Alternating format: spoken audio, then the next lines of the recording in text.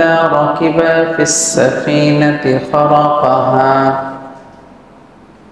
قال أخرقتها لتغرق أهلها لقد جئت شيئا إمرا قال ألم أقل إنك لن تستطيع معي صبرا قال لا تؤاخذني بما نسيت ولا ترهقني من أمري عسرا فانطلقا حتى إذا لقيا غلاما فقتله قال أقتلت نفسا زكية بغير نفس لقد جئت شيئا نكرا قال ألم أقل لك إنك لن تستطيع معي صبرا قال إن سألتك عن شيء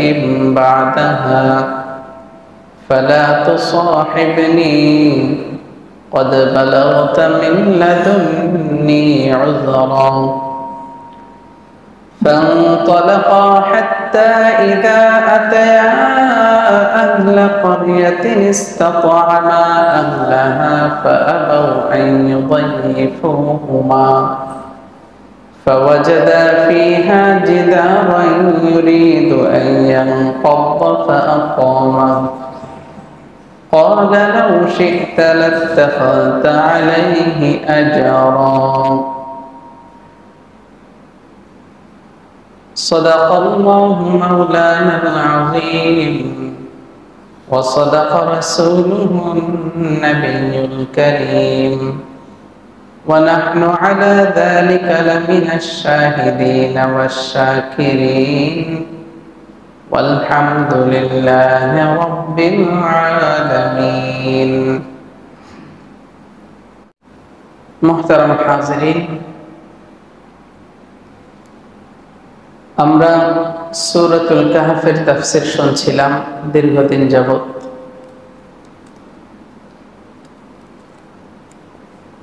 আমরা শুরু থেকেই বলে আসছি সূরাতুল কাহফ পূর্ণ সূরার মধ্যে 4টি ঘটনা বর্ণিত হয়েছে। প্রথম ঘটনা ছিল আসহাবুল কাহফ কারা, তাদের পরিচয় কি, তাদের অবস্থান কাল কেমন ছিল, তাদের শেষ ফলাফল কি হয়েছে, এই বিষয়গুলো নিয়ে আলোচনা ছিল প্রথম অংশে।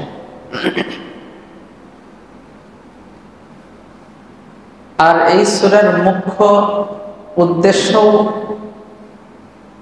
শুরুর ঘটনা এবং শেষের ঘটনা। কারণ সূরাতুল কাহফ নাজিলের প্রেক্ষাপট আমরা জেনেছিলাম। রাসূলুল্লাহ সাল্লাল্লাহু আলাইহি ওয়াসাল্লামের কাছে মক্কার কুরাইশরা 3টা প্রশ্ন ছুড়ে দিয়েছিল ইহুদি পণ্ডিতদের কাছ থেকে শিখে, খ্রিস্টান পণ্ডিতদের কাছ থেকে শিখে। তারা 3টা প্রশ্ন ছুড়ে দিয়েছিল যে যদি এই 3টা প্রশ্নের জবাব দিতে পারে তাহলে তোমরা তাকে সত্য নবী হিসাবে মেনে নিবা, আর যদি জবাব দিতে না পারে তাহলে তাকে সত্য নবী মানার প্রয়োজন নেই। ওই 3টা প্রশ্নের মধ্যে একটা প্রশ্ন ছিল রূহ কি জিনিস। রূহ কি জিনিস এই বিষয়ে এই সূরার মধ্যে কোনো আলোচনা নাই। রূহ কি জিনিস এই বিষয়ে এই সূরার আগের সূরা অর্থাৎ সূরাতুল বনী ইসরাঈলের মধ্যে রূহ কি জিনিস এই বিষয়টা উল্লেখ করা হয়েছে। দ্বিতীয় আরেকটি প্রশ্ন ছিল যে আসহাবুল কাহফ কারা, তাদের সংখ্যা কি, তারা কতদিন অবস্থান করেছিল,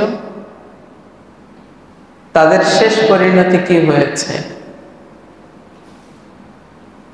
3 নম্বর প্রশ্ন ছিল যুলকারনাইন। যুলকারনাইন সম্পর্কে আপনার ধারণা কি, আপনি কি জানেন? এই 3টা প্রশ্নের জবাবে আল্লাহ পাক রব্বুল আলামিন দীর্ঘদিন অপেক্ষা করানোর পর নবীজি সাল্লাল্লাহু আলাইহি ওয়াসাল্লামের কাছে পূর্ণ সূরাতুল কাহফ নাযিল করে ঘটনাগুলো জানিয়ে দিয়েছেন। সুবহানাল্লাহ। তো প্রথম ঘটনা আমরা শুনেছি। দ্বিতীয় ঘটনা ছিল 2 বন্ধু বা 2 ভাই, একজন ধনী আর একজন গরিব।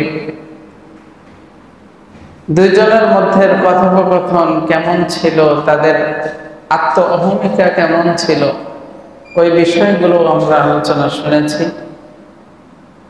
তৃতীয় ঘটনা আমরা গত সপ্তাহে কিছুটা শুনেছিলাম, আজকে ইনশাআল্লাহ বাকিটা শুনব। 3 নম্বর ঘটনা ছিল হযরত মূসা আলাইহিস সালাতু ওয়াস সালাম এবং হযরত খিজর আলাইহিস সালাতু ওয়াস সালাম সম্পর্কীয়। মূসা আলাইহিস সালাতু ওয়াস সালাম তার বংশীয় লোকদের সামনে বয়ান পেশ করছিলেন, বক্তব্য দিচ্ছিলেন। হঠাৎ করে একজন বলে উঠল যে আল্লাহর নবী মূসা বর্তমান সময়ের মধ্যে সবচাইতে জ্ঞানী মানুষ কে? মূসা আলাইহিস সালাতু ওয়াস সালাম এই প্রশ্ন শুনে তাৎক্ষণিক জবাব দিয়ে দিলেন, বর্তমান সময়ের মধ্যে সবচাইতে জ্ঞানী ব্যক্তি হলাম আমি। হযরত মূসা আলাইহিস সালাতু ওয়াস সালাম এই কথা বলেছেন যে আমি সবচাইতে জ্ঞানী, এটা কিন্তু অহংকার করে বলেননি, অহংকার করে বলছেন। এবং তার দাবিও সত্য, কারণ আল্লাহ পাক রব্বুল আলামিন যেই সময় যেই নবীকে দুনিয়ার বুকে পাঠাইছেন, ওই সময় ওই নবী যার কাছে আল্লাহ পাকের পক্ষ থেকে ওহী আসতো, তার চাইতে বেশি জ্ঞানী আর কেউ হতে পারে না। এই দৃষ্টিকোণ থেকে হযরত মূসা আলাইহিস সালাতু ওয়াস সালাম বলেছেন যে বর্তমান সময়ে যত মানুষ আছে সব মানুষের মধ্যে সবচাইতে বেশি জ্ঞানী হলাম আমি। তার বক্তব্য সঠিক ছিল, কিন্তু আল্লাহ পাকের কাছে এই বক্তব্যটা, এই জবাবটা পছন্দনীয় হয়নি। আল্লাহ পাকের চাহিদা ছিল যে মূসা বলবে যে আল্লাহই ভালো জানেন বর্তমান সময়ে সবচাইতে কে বেশি জ্ঞানী। এটা একমাত্র আল্লাহ পাকই ভালো জানেন। মূসা এইভাবে বললে ভালো হইতো। আল্লাহ পাকের চাহিদা ছিল এমন যে মূসা বলবে যে আল্লাহই ভালো জানেন যে বর্তমান সময়ে কে সবচাইতে বেশি জ্ঞানী। এই কথা না বলে মূসা যখন বলেছেন আলাইহিস সালাতু ওয়াস সালাম যে বর্তমান সময়ের সবচাইতে বেশি জ্ঞানী হলাম আমি, আল্লাহ পাক রব্বুল আলামিন তখন মূসা আলাইহিস সালাতু ওয়াস সালামকে সতর্কতার বাণী শুনাইয়া চ্যালেঞ্জ দিয়ে বললেন, ও মূসা আমার নবী, আপনি বলছেন বর্তমান সময়ে সবচাইতে বেশি জ্ঞানী হলেন আপনি, কিন্তু আমি আপনার এই কথায় একমত না, বরং আপনার চাইতেও বেশি জ্ঞানী একজন মানুষ আমি দুনিয়ার বুকে রেখে দিয়েছি, যার সাথে আপনি সাক্ষাৎ করলেই বুঝবেন সে কেমন জ্ঞানী। সুবহানাল্লাহ। এরপরে আল্লাহ পাক রব্বুল আলামিন এই কথা বলার পরে হযরত মূসা আলাইহিস সালাতু ওয়াস সালামের ভিতরে তো টেম্পারেচার বাড়া শুরু হয়ে গেছে যে আল্লাহ বলছেন আমার চাইতে বেশি জ্ঞানী, আল্লাহ আমার কাছে ওহী পাঠান, আমি বলছি আমি বড় জ্ঞানী, আল্লাহ হয়তো রাগ করে বসছেন। তো আমার জানার অবশ্যই প্রয়োজন যে আল্লাহ যেহেতু বলছেন আমার চাইতে বেশি জ্ঞানী মানুষ আছে, তার সাথে সাক্ষাৎ আমার করতেই হবে। আল্লাহ পাকের কাছে ফরিয়াদ করলেন, আল্লাহ আমার চাইতে যেই ব্যক্তি বেশি জ্ঞানী, আমি তার কাছ থেকে শিক্ষা অর্জন করতে চাই, জ্ঞান অর্জন করতে চাই, আমাকে সেই পর্যন্ত পৌঁছার সুযোগ করে দেন। আমি কিভাবে তার পর্যন্ত গিয়ে পৌঁছবো, তার কাছে গিয়ে আমি কিভাবে পৌঁছাইতে পারবো, তার কাছ থেকে কিভাবে আমি জ্ঞান শিখতে পারবো, আমাকে সেই ব্যবস্থা করে দেন। আল্লাহ পাক রব্বুল আলামিন হযরত মূসা আলাইহিস সালাতু ওয়াস সালামকে বলে দিলেন, ও মূসা আপনি যখন জ্ঞান অর্জনের জন্য এতই আগ্রহী হয়ে পড়েছেন, তো আপনাকে ওই ব্যক্তি পর্যন্ত পৌঁছার জন্য আপনাকে কিছু দিক নির্দেশনা দিচ্ছি, আপনি সেগুলো খেয়াল করবেন এবং সেগুলো মেনে চলবেন, আপনি তার পর্যন্ত পৌঁছে যাবেন ইনশাআল্লাহ। হযরত মুসা আলাইহিস সালাতু ওয়াস সালামকে বললেন, আপনি সফর শুরু করবেন, এমন দিকে সফর শুরু করবেন যতক্ষণ পর্যন্ত আপনি দুই সমুদ্রের মিলনস্থলে না পৌঁছবেন ততক্ষণ পর্যন্ত আপনি সফর থামাবেন না, এবং আপনার সফর সঙ্গী হিসাবে একটা মাছ ভেজে নিয়ে যাবেন, যেই ভাজা মাছটা যেখানে গিয়ে তাজা হয়ে সে আপনার ব্যাগ থেকে বের হয়ে চলে যাবে, সেখানে গিয়ে আপনি ওই ব্যক্তির সন্ধান পাবেন। হযরত মুসা আলাইহিস সালাতু ওয়াস সালাম সঙ্গী হিসাবে হযরত ইউশা ইবনে নুনকে বললেন, وَإِذْ قَالَ مُوسَى لِفَتَاهُ لَا أَبْرَحُ حَتَّى أَبْلُغَ مَجْمَعَ الْبَحْرَيْنِ أَوْ أَمْضِيَ حُقُبًا। হযরত মুসা আলাইহিস সালাতু ওয়াস সালাম হযরত ইউশা ইবনে নুনকে ডাক দিয়ে বললেন, আমি সফর শুরু করতে চাই, তোমাকে সফর সঙ্গী বানাইতে চাই, তুমি প্রস্তুত হয়ে দাও। আমি এমন সফর শুরু করব যে সফর কবে শেষ হবে এটা বলতে পারবো না, যতদিন পর্যন্ত আমি দুই সমুদ্রের সঙ্গমস্থলে না পৌঁছবো ততক্ষণ পর্যন্ত আমি সফর স্থগিত করব না। এতে যতদিন লাগে লাগুক আমি সেখানে সফর করব, তুমি আমার সঙ্গী হবে, সুতরাং তুমি প্রস্তুতি নিয়ে নাও। হযরত ইউশা ইবনে নুন মুসা আলাইহিস সালাতু ওয়াস সালামের সাথে সফরের জন্য প্রস্তুতি নিয়ে নিলেন। আল্লাহ পাক বললেন মাছ ভেজে নিতে, মাছ ভেজে নিলেন, সফর শুরু করলেন। দীর্ঘ দূর যাওয়ার পর একটা পর্যায়ে গিয়ে মুসা আলাইহিস সালাতু ওয়াস সালাম ক্লান্ত হয়ে পড়লেন, একটা পাথরের মধ্যে মাথা দিয়ে ঘুমায়া পড়লেন। ঠিক ওই সময় মুফাসসিরিনে কেরাম হাদিসের বিভিন্ন কিতাব থেকে জানা যায় হযরত মুসা আলাইহিস সালাতু ওয়াস সালাম যেই পাথরের উপরে মাথা দিয়ে ঘুমাইছিলেন, ওই পাথর থেকে নহর প্রবাহিত হচ্ছিল, ঝর্ণা প্রবাহিত হচ্ছিল। আর ওই ঝর্ণার পানি যেই মৃত জিনিসের উপরেও যদি পড়ে ওই মৃত জিনিসটাও জীবিত হয়ে যায়। হযরত মুসা আলাইহিস সালাতু ওয়াস সালাম ঘুমায় গেলেন। ইউশা ইবনে নুন সজাগ, থলির মধ্যে ভাজা মাছ, হঠাৎ করে মাছ লাফালাফি শুরু করে দিল। ইউশা ইবনে নুন ওই মাছের লাফালাফি দেখতেছে, মাছ থলি থেকে বের হয়ে সমুদ্রের দিকে চলে গেল, দেখতে পাচ্ছে। হযরত মুসা আলাইহিস সালাতু ওয়াস সালামকে ঘুম থেকে জাগাইলেন না, মনে মনে ভাবলেন যে মুসা যখন ঘুম থেকে উঠবে আমি তখনই তাকে বলে দিব, এখন একটু বিশ্রাম করতেছে, করে নি। এরপরে হযরত মুসা আলাইহিস সালাতু ওয়াস সালামের ঘুম ভেঙে গেল। ঘুম ভাঙার পর আবার উঠে সফর শুরু করে দিলেন। ইউশা ইবনে নুন ওই ঘটনাটা মুসা আলাইহিস সালামের কাছে বলতে ভুলে গেলেন। দীর্ঘ দূর যাওয়ার পরে, দীর্ঘ রাস্তা হাঁটার পরে হঠাৎ করে যখন ক্ষুধা, মুসা আলাইহিস সালাতু ওয়াস সালাম ইউশা ইবনে নুনকে বলেন, আমাদের ব্যাগের মধ্যে যে ভাজা মাছটা আছে সেটা বের করো, আমরা নাস্তা খেয়ে নেই, ক্ষুধা লাগছে। তখন ইউশা ইবনে নুনের মনে হয়েছে মাছটা তো অমুক জায়গায় চলে গেছে। মুসা আলাইহিস সালাতু ওয়াস সালামকে বলেন, ও আল্লাহর নবী মুসা, قال أرأيت إذ أوينا إلى الصخرة فإني نسيت الحوت আপনি যখন ওই পাথরের উপরে মাথা দিয়ে ঘুমায় গেছিলেন, ঠিক ওই সময় মাছটা লাফালাফি করতে করতে সমুদ্রের মধ্যে চলে গেছে। আপনাকে আমি বলবো বলবো করতে করতে ভুলে গেছি, বলতে মনে নাই, বরং আমি ভুলি নাই, আমাকে সন্তান ভুলাইয়া দিছে। ওমা আনসানিহু ইল্লা শাইতানু আন আযকুরা, শয়তান আমাকে ভুলাইয়া দিল যে আমি আপনার কাছে বিষয়টা শেয়ার করব, বিষয়টা আলোচনা করব, শয়তান আমাকে ভুলাইয়া দিছে।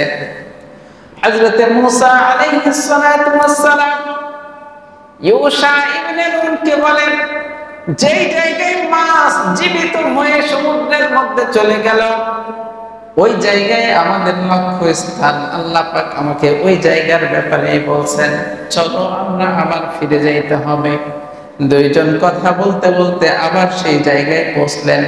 আসার পরে দেখলেন মাছ যেদিক দিয়ে গেছে ওই দিক দিয়ে একটু রেখা হয়ে গেছে।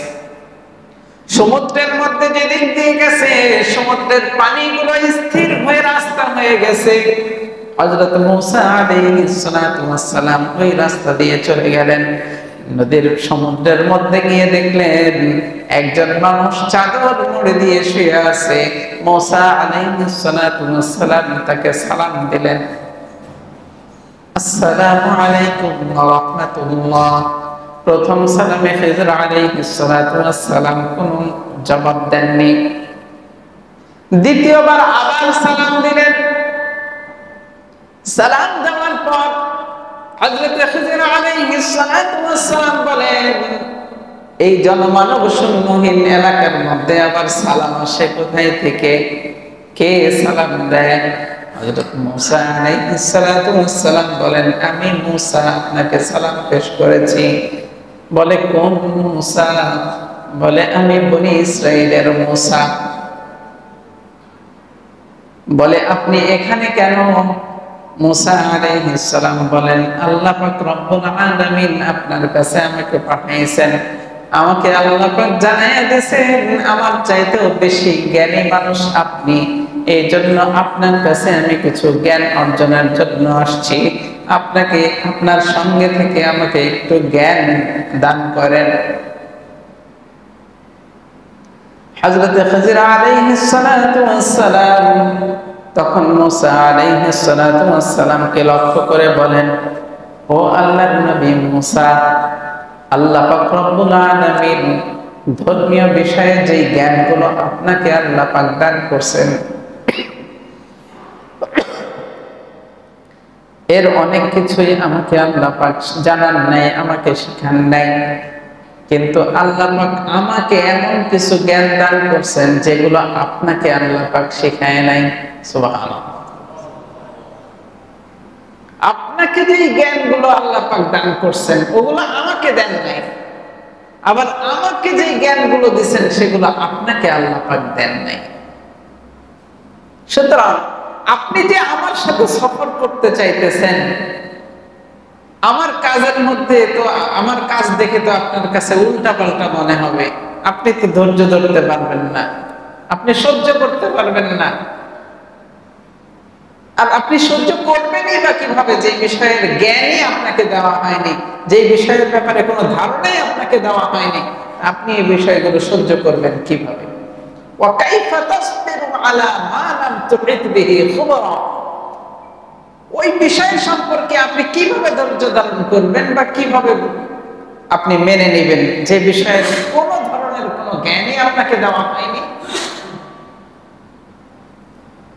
মূসা আলাইহিস সালাতু ওয়াস সালাম বলেন, সাতাজিদুনি ইনশাআল্লাহু সাবিরা, নিশ্চয় আমাকে আপনি ধৈর্যশীলদের অন্তর্ভুক্ত পাবেন, আমাকে আপনি ধৈর্যশীল পাবেন। ওয়ালা আ'সি লাকা আমরা, আর আপনার যত আদেশ আছে আপনার সমস্ত আদেশগুলো আমি মানব, কোনো আদেশ অমান্য করব না। আমাকে ধৈর্যশীল পাবেন, আপনার সব আদেশ মানব, কোনো আদেশ অমান্য করব না। কে বলতেছেন? মুসা আলাইহিস সালাম বলতেছেন কিসের জন্য? জ্ঞান অর্জনের জন্য। قال فإن اتبعتني فلا تسألني عن شيء حتى أحدث لك منه ذكرا। হযরত মুসা আলাইহিস সালাতু ওয়াস সালাম যখন এই কথা বললেন, আমাকে ধৈর্য ধারণকারীদের মধ্যে পাবেন আর আপনার কোনো বিষয়ে আমি অমান্য করব না, তখন হযরত খিজির আলাইহিস সালাতু ওয়াস সালাম শর্ত দিয়ে দিলেন। কি দিলেন? শর্ত দিয়ে দিলেন, فإن اتبعتني فلا تسألني عن شيء। যদি আপনি আমার সঙ্গে চলতেই চান, কিন্তু আমার পক্ষ থেকে একটা শর্ত আছে, ফালা তাসআলনি আন শাইইন, কোন বিষয়ে কোন ধরনের কোন প্রশ্ন করতে পারবেন না। কোন প্রশ্ন আপনি করতে পারবেন না, আমার সাথে চলবেন ঠিক আছে, আমি যা করি আপনার কোনো প্রশ্ন থাকতে পারবে না। এই শর্তে যদি আপনি রাজি হন তাহলে আমার সাথে সফর করতে পারেন। হাত্তা উহদিসা লাকা মিনহু যিকরা, আমার সাথে সফরে বের হওয়ার পরে যা যা ঘটবে, আমি যতক্ষণ পর্যন্ত আপনার সামনে ওই বিষয়গুলোর বাস্তব রূপ তুলে না ধরব, বাস্তব ঘটনাটা আপনার সামনে প্রকাশ না করব, ততক্ষণ পর্যন্ত আপনি কোনো প্রশ্ন করতে পারবেন না। এই শর্তে যদি রাজি হন তাহলে আমার সাথে সফর শুরু করেন।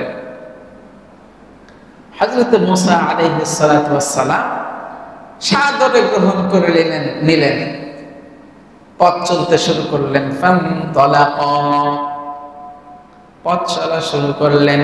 হাত্তা ইযা রাকিবা ফিস সাফিনাতি খারাকাহা ক্বালা আখরাকতাহা লিতুগরিকা আহলাহা লাকাদ জি'তা শাইআন ইমরা। সফর শুরু করার পর নদীর কিনারায় গেলেন। এখন নদী পার হওয়ার জন্য তো নৌকার প্রয়োজন, তাছাড়া সাঁতরে পার হবে নাকি? নৌকার প্রয়োজন। নৌকা আসলো, নৌকার মধ্যে উঠে গেলেন। পাড়ি জমানোর পর নৌকা থেকে আবার যখন নেমে গেলেন, নৌকার লোকেরা ভাড়া নিল না। কিন্তু হযরত খিজির আলাইহিস সালাতু ওয়াস সালাম আস্তে করে নৌকার নিচের দিক থেকে একটা কাঠ উঠায় ফেললেন।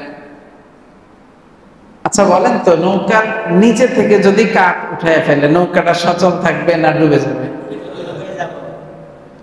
তো বেচারা পার করে দিল, ভাড়াও নিল না, অথচ ছিদ্র করে দিল যাতে নৌকাটা ডুবে যায়। বা ছোট্ট একটা ছিদ্র করে দিছে, কাঠ সরাইয়া দিছে যাতে পানি উঠে যায়, খুদ দেখা যায়, পানি সেচে সেচে সেটা সে করতে পারবে। মুসা আলাইহিস সালাতু ওয়াস সালাম প্রশ্ন করে বসলেন, এই আপনি কামটা করলেন কি? এত বড় উপকার করলো, আমাদেরকে নদী পার করাইয়া দিল, আমাদের ভাড়াও নিল না, অথচ আপনি তাকে ছিদ্র করে দিলেন। হযরত খিজির আলাইহিস সালাতু ওয়াস সালাম বলেন, قال ألم أقل لك إنك لن تستطيع معي صبرا। ও মুসা, আমি না বলছিলাম আপনি ধৈর্য ধারণ করতে পারবেন না? ঘটনা কি হইল? আপনি ধৈর্য ধরেন নাই, পারেন নাই আপনি ধৈর্য ধরতে, আপনার প্রশ্ন চলে আসছে। যখন এই কথা খিজির আলাইহিস সালাম বলছেন, তখন মুসা আলাইহিস সালাম বলেন, লা তুআখিযনি বিমা নাসিতু ওয়া লা তুরহিকনি মিন আমরি উসরা। মুসা আলাইহিস সালাতু ওয়াস সালাম সঙ্গে সঙ্গে খিজির আলাইহিস সালাতু ওয়াস সালামকে বললেন, আমার ভুল হয়ে গেছে, আমি ভুলে গেছিলাম, এই শর্তের কথা আমি একদম ভুলে গেছিলাম। সুতরাং আমার ভুলের কারণে আমার সাথে জবরদস্তি না করা হোক, আমি এটাই চাই। ওয়ালা তুরহিকনি মিন আমরি উসরা, আর আমার এই ভুলের কারণে আমার সাথে কোনো কাঠিন্যতা যেন না করা হয়। আমাকে এবারের মতো ক্ষমা করে দেন, পরবর্তীতে আর এই ধরনের প্রশ্ন আমি করব না। হযরত খিজর আলাইহিস সালাতু ওয়াস সালাম বললেন, হ্যাঁ আচ্ছা ঠিক আছে, প্রথমবার যেহেতু মাফ, প্রথমবার যেহেতু মাফ, কিন্তু মনে রাখবেন ভবিষ্যতে যেন আর প্রশ্ন না হয়। ফানতালাকা, আবার দুইজন চলতে শুরু করলেন। হাত্তা ইযা লাকিয়া গুলামান ফাকাতালা, কিছু দূর চলতে চলতে দেখলেন ছোট্ট ছোট্ট বাচ্চারা খেলাধুলা করতেছে। একটা ফুটফুটে সুন্দর ফুটফুটে একটা বাচ্চা খেলাধুলা করতেছে। হযরত খিজর আলাইহিস সালাতু ওয়াস সালাম ওই বাচ্চার কাছে গিয়ে দুই পা ধরে টান দিয়ে ছিঁড়ে তাকে মেরে ফেলছে। ছোট্ট বাচ্চা, ফুটফুটে সুন্দর বাচ্চা, না কিছু বলছে না কিছু করছে, কিচ্ছু করে নাই, কিচ্ছু বলে নাই, হঠাৎ করে তাকে ধরে মেরে ফেলছে। হযরত মূসা আলাইহিস সালাতু ওয়াস সালাম তো রাগী মানুষ, আগেরটা না হয় নৌকা ছিদ্র করছে, বাচ্চা ঠিক আছে, মানুষ মেরে ফেললো, বাচ্চা এত সুন্দর ফুটফুটে বাচ্চা, তার কোনো দোষ নাই, কিচ্ছু নাই, তাকে মেরে ফেললো। হ্যাঁ, আপনি এই কামটা কি করলেন? এটা সবচেয়ে নিকৃষ্টতম একটা কাজ করছেন আপনি, যে একটা বাচ্চাকে মেরে ফেলছেন।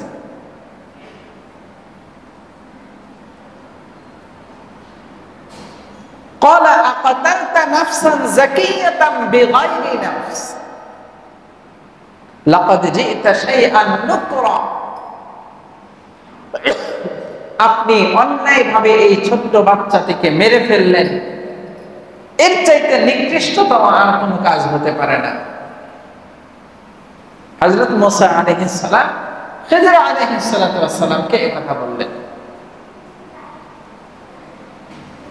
এরপরে হযরত মূসা আলাইহিস সালাতু ওয়াস সালামকে খিজর আলাইহিস সালাম আবার বললেন, قال ألم أقل لك إنك لن تستطيع معي صبرا, ও মূসা, আমি শুরুতেই বলছিলাম আপনি ধৈর্য ধারণ করতে পারবেন না। আপনি আবারও প্রশ্ন করছেন, আপনি ধৈর্য ধরেন নাই। হযরত মূসা আলাইহিস সালাতু ওয়াস সালাম আবারও একটু ঝাটকা খেয়ে গেলেন। এরপরে বলেন, ইন সাআলতুকা আন শাইইন বাদাহা ফালা তুসাহিবনি।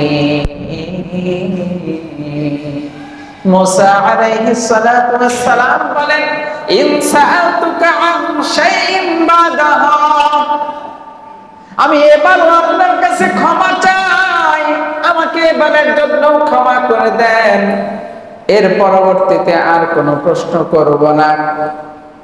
আন শাইইন বাদাহা, যদি এর পরে আবারও আপনাকে কোনো প্রশ্ন করি, ফালা তুসাহিবনি, তখন আপনার সঙ্গে থাকার মতো আমি আর যোগ্য থাকবো না, আপনি আমাকে দূরে সরাইয়া দিয়েন। কদ বালাগতা মিন লাদুন্নি উযরা, আপনি তখন আমাকে যে দূরে সরাইয়া দিবেন, এই জন্য আপনার সামনে আর কোনো ওজর খাই করার কোনো রাস্তা আমার থাকবে না, সুতরাং এইবারের জন্য আমাকে ক্ষমা করে দেন। হযরত মূসা আলাইহিস সালাতু ওয়াস সালাম এই কথা বলার পর খিজর আলাইহিস সালাতু ওয়াস সালাম বললেন, আচ্ছা ঠিক আছে, দ্বিতীয়বারও ক্ষমা। কয়বার ক্ষমা? দ্বিতীয়বারও ক্ষমা। কিন্তু তৃতীয়বার যদি আপনার পক্ষ থেকে কোনো প্রশ্ন আসে, তাহলে কিন্তু আপনি আমার সাথে থাকার যোগ্যতা হারায় ফেলবেন, আপনি আর থাকতে পারবেন না। মূসা আলাইহিস সালাম বলেন, হ্যাঁ হ্যাঁ হ্যাঁ, আমি দুইটা ভুল করে ফেলছি, দুইটা প্রশ্ন করে ফেলছি, 3 নাম্বার প্রশ্ন যদি আবার করেই ফেলি, তখন আপনার সঙ্গে থাকার যোগ্যতা আমি হারায়া ফেলবো, আপনি আমাকে আপনার কাছ থেকে দূরে সরাইয়া দিয়েন। ফানতালাকা, দুইজন এই কথোপকথনের পরে আবার রাস্তা চলতে শুরু করলেন। হাত্তা ইযা আতায়া আহলা ক্বরিয়াতিন ইসতাতা'আমা আহলাহা ফাআবাউ আন ইউদাইফুহুমা ফাওয়াজাদা ফিহা জিদারান ইউরিদু আন ইয়ানqadha ফাআকামা ক্বালা লাউ শি'তা লাত্তাখাযতা আলাইহি আজরা দুইজন আবার ওই কথার পরে আবার দুইজন রাস্তায় চলতে শুরু করলেন। হঠাৎ করে একটা এলাকার পাশে গিয়ে পৌঁছলেন। দুইজনই খুবই ক্ষুধার্ত।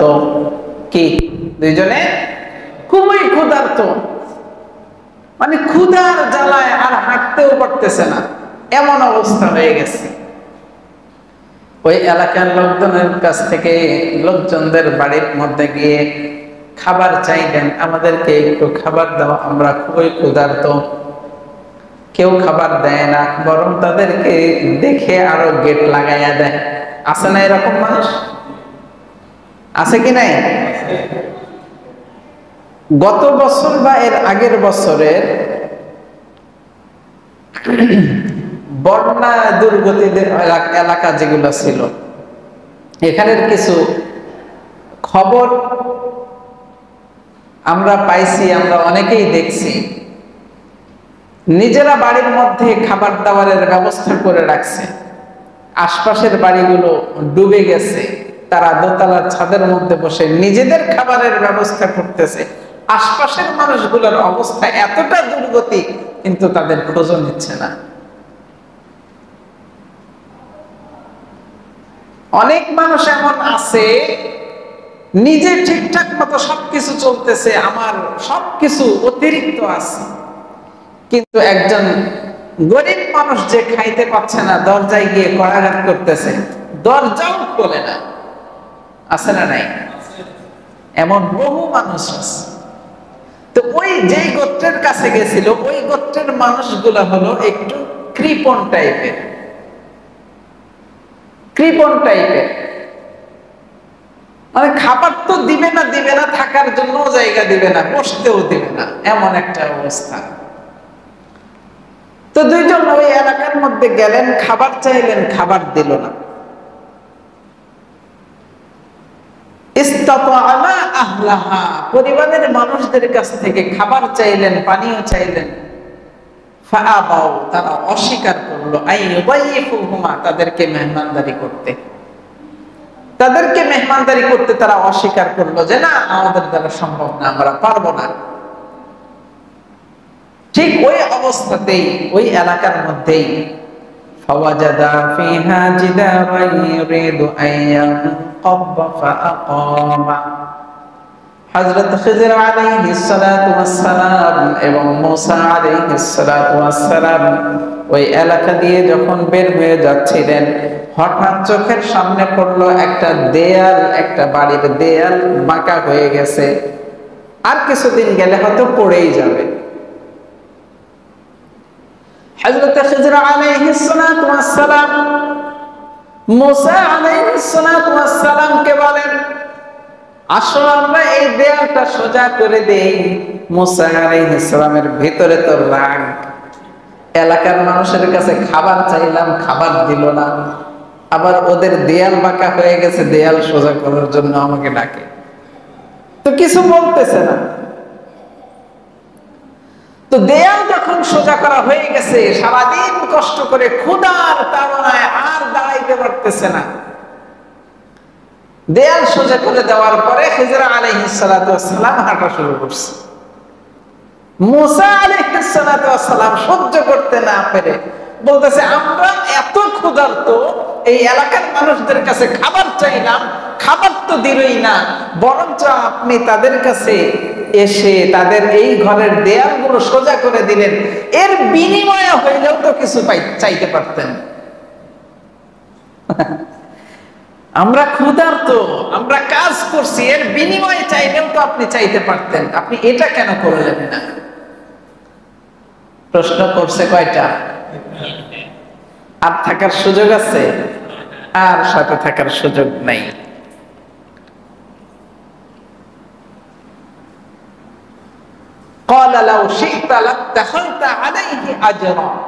আমরা যে কষ্ট করে দেয়ালটা সোজা করে দিলাম, এর পারিশ্রমিক হিসাবে আপনি কিছু চাইতে পারতেন, আপনি তো সেটাও চাইলেন না, সেখান থেকে রওনা দিয়ে দিলেন। হযরত খিজর আলাইহিস সালাতু ওয়াস সালাম বলেন, ক্বালা হাযা ফিরাকু বাইনি ওয়া বাইনিক, আপনার আর আমার মধ্যে বিচ্ছেদের এই হলো ঘটনা। আপনার মধ্যে এখান থেকেই বিচ্ছেদ, আর সাথে চলার সুযোগ নেই। আপনি বলছিলেন আপনি কোনো প্রশ্ন করবেন না, প্রথম প্রশ্ন করে দ্বিতীয়বার বলছিলেন যে না আর হবে না, দ্বিতীয়বার আবার প্রশ্ন করলেন, আবার বললেন না আর হবে না। তখন শর্ত ছিল 3 নাম্বার প্রশ্ন করলে সেখানেই আমাদের বিচ্ছেদ হবে। আপনি 3 প্রশ্ন করে ফেলছেন, আর সুযোগ নাই, আর একসাথে চলতে পারবো না। হযরত মুসা আলাইহিস সালাতু ওয়াস সালাম আর কিছু বলার সুযোগও নাই। তিনি নিজেই বলছেন যে আমি 3 নাম্বার প্রশ্ন যদি করে বসি, আপনার কাছে আর ওযর খাহি করার কোনো রাস্তা আমার থাকবে না। সুতরাং শর্ত অনুযায়ী 3টা প্রশ্ন শেষ, সাথে থাকাও শেষ। এখন আসেন, হযরত খিদর আলাইহিস সালাতু ওয়াস সালাম 3টা ঘটনা ঘটাইছেন। কয়টা? প্রথম ঘটনা ছিল কি? নৌকা ছিদ্র করে দেওয়া। দ্বিতীয় ঘটনা কি ছিল? বাচ্চাকে মেরে ফেলা। 3 নাম্বার ঘটনা এলাকার মধ্যে এসে দেয়াল সোজা করে দেওয়া, এর পারিশ্রমিক না নেওয়া। 3টা ঘটনা ঘটছে। এখন হযরত খিদর আলাইহিস সালাতু ওয়াস সালাম বলেন যে আপনি আমার সাথে চললেন, এই 3টা ঘটনা দেখলেন, এখন এই ঘটনার বিস্তারিত যদি আপনার কাছে না বলি, আপনার তো রাতের ঘুম হারাম, আপনি তো ঘুমাইতে পারবেন না। সুতরাং এই 3টার বিস্তারিত আলোচনা শুনে যান যে 3টার ঘটনা কিভাবে হইল বা কেন ঘটাইলাম, এখন এটা শুনেন। বলতেছেন খিদর আলাইহিস সালাতু ওয়াস সালাম বলেন, আম্মাস সাফিনা, ওই নৌকার ঘটনা, ফাকানাত লিমাসাকিন, একজন দরিদ্র ব্যক্তির ছিল ওই নৌকাটি, ইয়ামালুনা ফিল বাহরি, ওই নৌকাটি সে নৌকা নদীর মধ্যে চালাইয়া কিছু টাকা উপার্জন করে, সেটা দিয়ে তার সংসার পরিচালনা করে। فأردت أن أعيبها وكان وراءهم ملك يأخذ كل سفينة غصبا। হযরত খিদর আলাইহিস সালাতু ওয়াস সালাম বলেন, ওই ব্যক্তির নৌকা আমি ছিদ্র এই জন্য করেছি কারণ আমি দেখতে পাইলাম সামনের দিক থেকে একটা নৌকা আসতেছে, ওই নৌকার মধ্যে ওই এলাকার ওই রাজ্যের বাদশা, ওই রাজ্যের বাদশা আছে, ওই রাজ্যের বাদশা ছিল জালেম। ওই জালেম বাদশা সুন্দর সুন্দর নৌকাগুলো দেখলে সে ছিনতাই করে নিয়ে যায়, ছিনায় নিয়ে যায়। তো এই ব্যক্তির নৌকাটা ছিল নতুন, এই ব্যক্তির নৌকাটা ছিল নতুন। সুতরাং সে আসার সঙ্গে সঙ্গে এই নৌকাটা তাদের থেকে নিয়ে চলে যাইতো। আমি একটু ছিদ্র করে দিলাম এই জন্য যে তারা যদি কোনো ত্রুটিযুক্ত নৌকা দেখে সেটা আর নেয় না। যে আমি ছিদ্র করার অর্থ হলো ভবিষ্যতে তারা যখন পার হয়ে চলে যাবে, ওই ছিদ্রটা একটু বন্ধ করে নিলে সে আবার নিজের মতো করে জীবনযাপন করতে পারবে। আর যদি ছিদ্র না করা হইতো তাহলে নৌকাই ছিনায় নিয়ে চলে যাইতো, আর তার নৌকা তৈরির মতো সুযোগ থাকতো না। এই সামান্য কথা চিন্তা ভাবনা করে আমি তার নৌকাটা ছিদ্র করে দিছি, এই জন্য বাদশার হাত থেকেও বেঁচে গেছে, তারও রাস্তায় রুজি রোজগারের ব্যবস্থা হয়ে গেছে। হযরত মুসা আলাইহিস সালাতু ওয়াস সালাম বলেন, আহা, আপনি তো কামটা ঠিকই করছেন, কিন্তু প্রথমে কি বলছিল? সে ভাড়াও নিল না, আমাদের উপকারও করলো, অথচ আপনি তাদের ক্ষতি করে বসলেন। নৌকার ঘটনা ছিল এটা। দ্বিতীয় ঘটনা, সন্তানকে মেরে ফেলল। হযরত খিদর আলাইহিস সালাতু ওয়াস সালাম বলেন, ওয়া আম্মাল গুলাম, ওই গোলামের ঘটনা, ফাকানা আবাওয়াহু মুমিনাইনি, ফাকানা আবাওয়াহু মুমিনাইন, ওই ছোট্ট বাচ্চা, ওই বাচ্চার বাবা মা দুইজনে ছিল মুমিন। ওই বাচ্চার বাবা মা দুইজনে কি? মুমিন, ইবাদত গুজার বান্দা, খুবই ভালো মানুষ। ফাখাশিনা আন ইউরহিকাহুমা তুগয়ানা ওয়া কুফরা, আমার আশঙ্কা হইল যে ভবিষ্যতে এই বাচ্চা তার বাপ মা, মুমিন বাপ মাকে তারা কুফরের দিকে আসতে ওই বাচ্চাটা বাধ্য করবে। ওই বাচ্চাটা তার বাবা মাকে, মুমিনা বাবা মাকে বাধ্য করবে কুফরি করার জন্য, এই জন্য আমি তাকে হত্যা করে ফেলছি। কিন্তু আমি যে তাকে হত্যা করছি এটা আল্লাহ পাকের পক্ষ থেকে আদেশ আসছে বিদায় করছি। আল্লাহ পাক এই সন্তানের পরিবর্তে তাদের ঘরের মধ্যে এমন একজন নেককার সন্তান দিবে যে সন্তান তাদের ভবিষ্যৎকে আরো সুন্দর করবে। فأردنا أن يبدلهما ربهما خيرا منه زكاة وأقرب رحمة। খিজর আলাইহিস সালাতু ওয়াস সালাম বলে, আমি আশাবাদী আল্লাহ পাক রব্বুল আলামিন অচিরে এই সন্তানের পরিবর্তে তাদেরকে এমন একজন সন্তান দিবে যেই সন্তান তাদের প্রতি দয়াবান হবে, তাদের প্রতি অনুগ্রহশীল হবে। সুবহানাল্লাহ। তো হযরত মুসা আলাইহিস সালাম বলেন, কাম তো এটাও ঠিক আছে, আপনি তো ঠিকই করছেন, খুব ভালো কাজ করছেন।